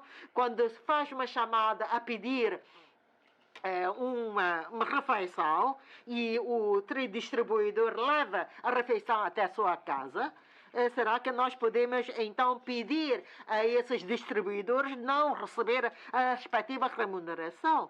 Porque falando sempre o custo também não vale a pena, porque há qualquer coisa que seja há sempre o seu custo. E também temos de ter sempre em conta a remuneração, os rendimentos dos trabalhadores, porque os trabalhadores também têm de sustentar a sua família. E também tem de ter, portanto, tem de ter o seu salário. E agora, se tudo é considerado como custo, então não é possível. Então, será que comprar ou encomendar uma refeição, o custo é só com base na refeição? Mas não, também há ainda outros elementos que têm de ser aditados a custo. Daí que é uma combinação. E se nós reduzimos o salário, vai ser um problema. E depois... as etapas intermédias. Neste aspecto, se nós também vamos pensar neste aspecto, já podemos saber que as PME também já se queixam, que estão a lutar pela sua sobrevivência e peçam para emitir cartão de consumo eletrônico. Aliás, temos vindo sempre a fiscalizar a evolução do índice de preços no consumidor e o resultado é que a evolução é normal. Está numa situação normal. No interior da China baixou um pouco, de fato, mas também tem já os dados básicos. E agora, da nossa parte, ainda consegue atingir 1%. Isto não é bom. É uma deflação. É uma deflação. Isto também não é muito bom. A deflação é um fenómeno que se deve preocupar. Portanto, temos de ver bem E será que nós também podemos servir de referência à situação de outras regiões? Nós só podemos então saber se esses sapatos me servem ou não. Será nem todas as pessoas podem então usar os mesmos calçados. E também as nossas PIM, de fato, já estão a esforçar-se para colaborar conosco. Não consegue, então, fazer muito lucro, por exemplo, do supermercado. Um supermercado, se for um transportador de mercadorias de um supermercado, a sua remuneração não é muito. E também, portanto, o salário não é muito. Já estão a trabalhar arduamente. E que também para o próprio supermercado também não consegue fazer muito lucro. Nem todas as mercadorias ganham os supermercados. Porque também tem outras despesas. Não quer dizer que numa mercadoria ou num produto ganha 10 avos, vai então diretamente, ou seja, uma entrada bruta, não é? Há que contar com outros encargos e outros custos. E numa sociedade comercial há sempre então ciclos. Não estamos agora a proteger os comerciantes, mas estamos agora meramente a saber dos lucros dos nossos comerciantes. Basta ver os impostos que têm de pagar pelos comerciantes, já sabemos da situação. De fato, estão ainda numa fase difícil e que todos estão a esforçar-se para poderem sobreviver. Então, será que eu digo tudo? Mando as concessionárias de jogo? Não, eu não tenho esta capacidade, não sou capaz. Eu só posso negociar com as concessionárias do jogo. E provavelmente este ano o PIDA está melhor. Posso então pedir, então aumenta um pouco. Dê mais um pouco o salário. E naturalmente as concessionárias também podem então decidir por si.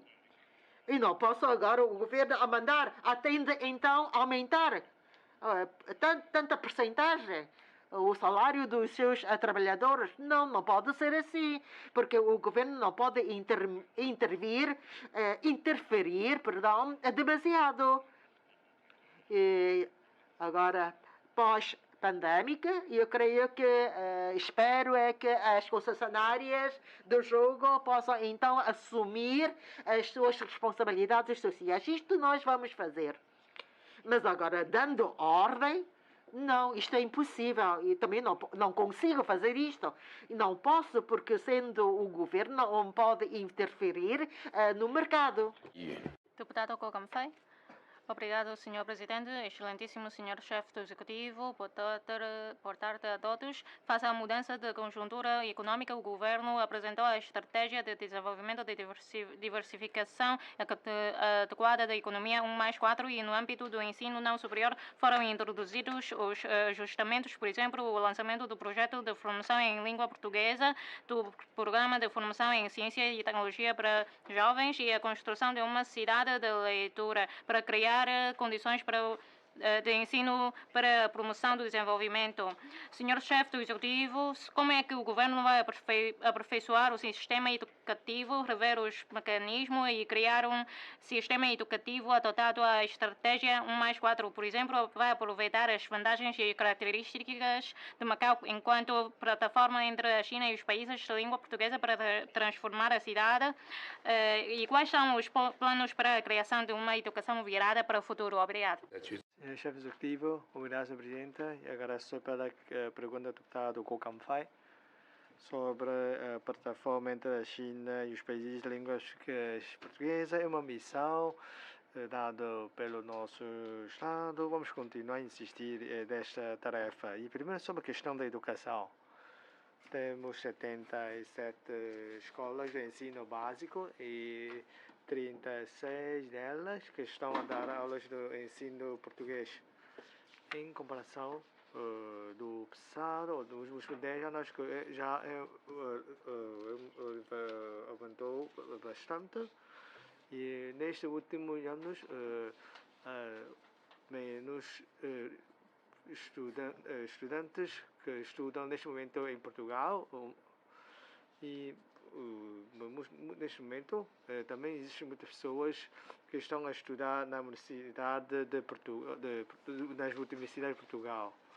Acho que só os nossos residentes de Macau que estão a estudar em Portugal, acho que ocupa uma maior proporção no nosso país.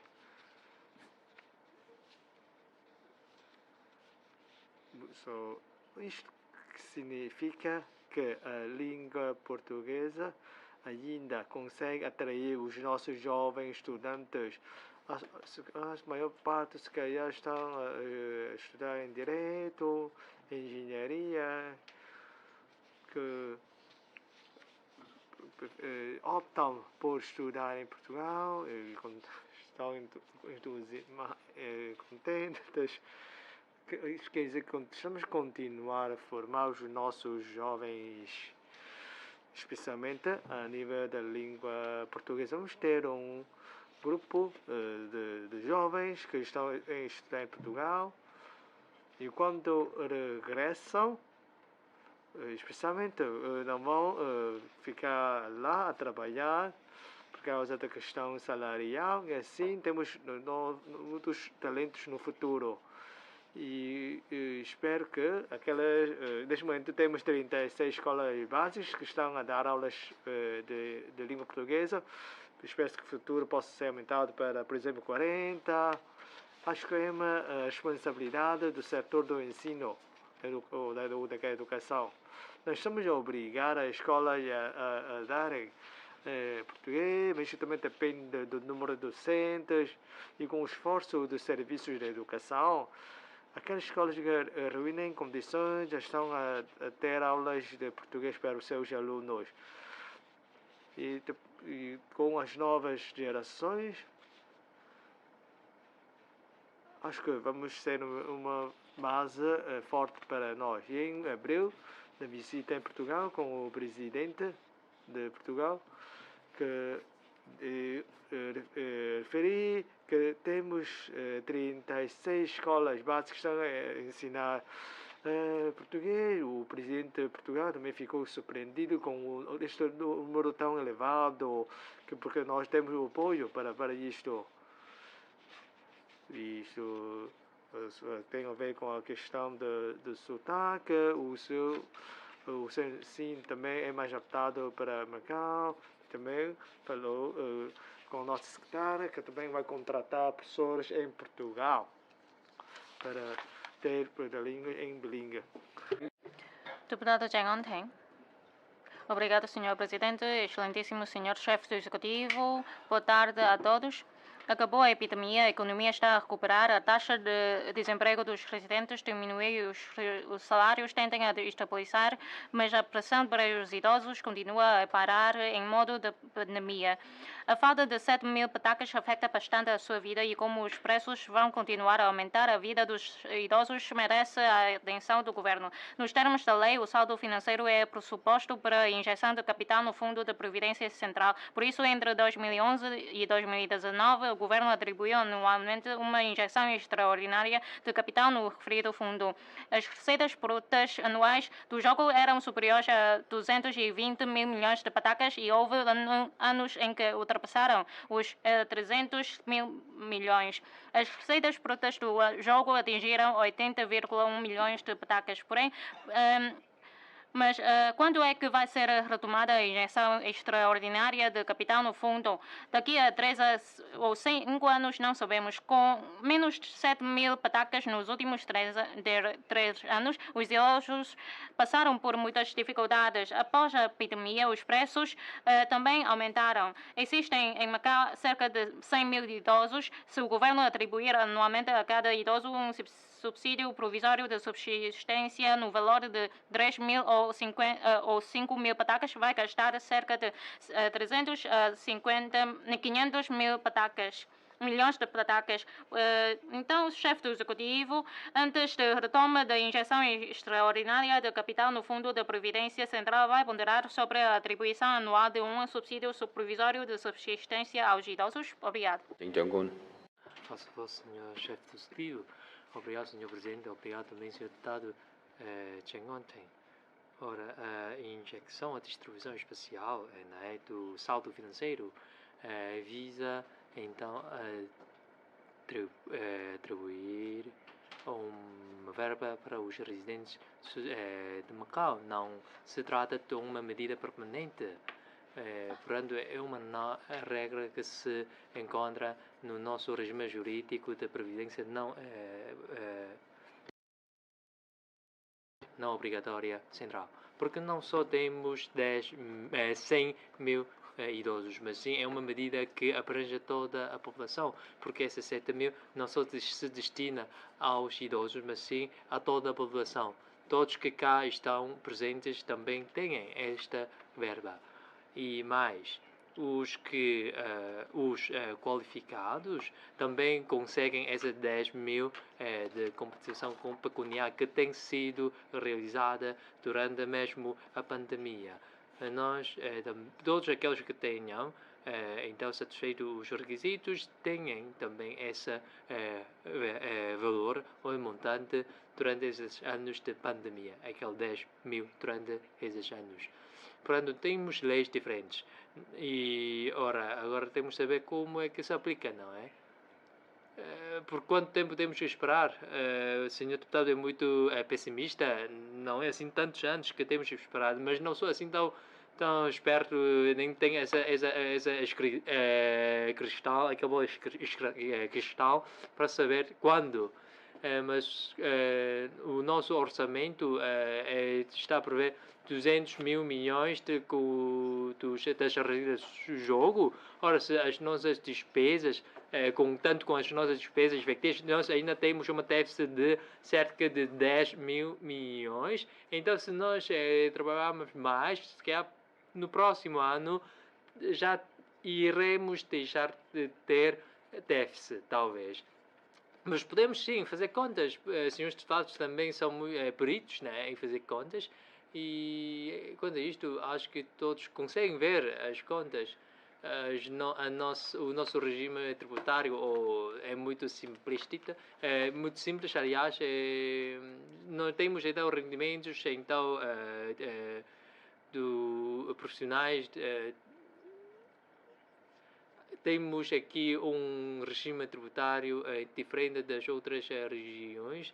Nem todos, 60% do rendimento também já profissional também é devolvido. Então, durante a pandemia, até devolvemos 70% do imposto de rendimento profissional. Portanto, de facto, a RAEM não tem muitos então, impostos. A nossa coleta é muito então restrita. Temos que arrancar um pouco. O sector financeiro também contribui para os nossos impostos com 10% 12% dos rendimentos. Ora, imposto de turismo também foi objeto de isenção também. Portanto, para as PME, nós também não conseguimos aumentar os seus impostos. Isto tem a ver com o regime. Se nós não precisamos de cumprir a lei, podemos governar como nós quisermos, tudo bem. Mas não, porque temos de seguir a lei. Aqueles 7 mil não só se destinam aos idosos, mas sim para toda a população que participa na Previdência Central. Portanto, a conta não é tipo só 200 ou 300 milhões, mas sim... Aliás, não, a questão não é o montante, mas sim é a lei, que é a lei aprovada pela Assembleia, pelos senhores deputados. E nós temos que respeitar sempre a legislação. É o nosso princípio. Obrigado. Então, fazemos um intervalo de 30 minutos.